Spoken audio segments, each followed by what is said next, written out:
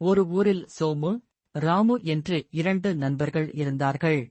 சோமு மிகவும் வசதியானவன், ஆனால் எப்போதும் எதையாவது நினைத்து கவலைப்பட்டுக் கொண்டே இருப்பான். ராமு ஒரு சாதாரண தொழிலாளி, ஆனால் எப்போதும் மகிழ்ச்சியாக இருப்பான்.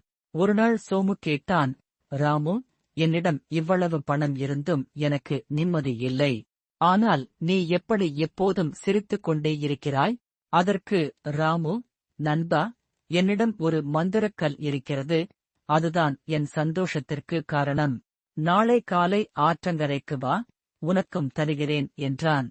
மறுநாள் காலை இருவரும் சந்தித்தனர். ராமு தன் பையிலிருந்து ஒரு சாதாரண கல்லை எடுத்து சோமுவிடம் கொடுத்தான்.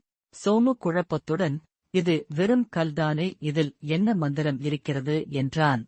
ராமு சிரித்துக் கொண்டே சொன்னான், இந்த கல்லின் பெயர் போதும் என்ற மனது. உன்னிடம் இருப்பதை விட இல்லாததை நினைத்து நீ வருந்துகிறாய், அதனால் உனக்கு நிம்மதி இல்லை. என்னால் இன்று உழைக்க முடிந்தது, என் குடும்பத்திற்கு உணவு கிடைத்தது என எனக்கு இருப்பதை வைத்து நான் திருப்தி அடைகிறேன்.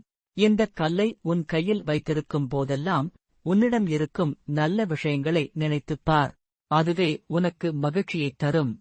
சோமுவிற்கு அப்போதுதான் புரிந்தது, செல்வம் என்பது கையில் இருக்கும் பணத்தில் இல்லை, நாம் வாழும் வாழ்க்கையை ரசிப்பதில்தான் இருக்கிறது என்று. அன்று முதல் சோமுவும் மகிழ்ச்சியாக வாழத் தொடங்கினான். போதும் என்ற மனமே பொன் செய்யும் மருந்து. நம்மிடம் இருப்பதைக் கொண்டு திருப்தி அடைவதே உண்மையான மகிழ்ச்சி.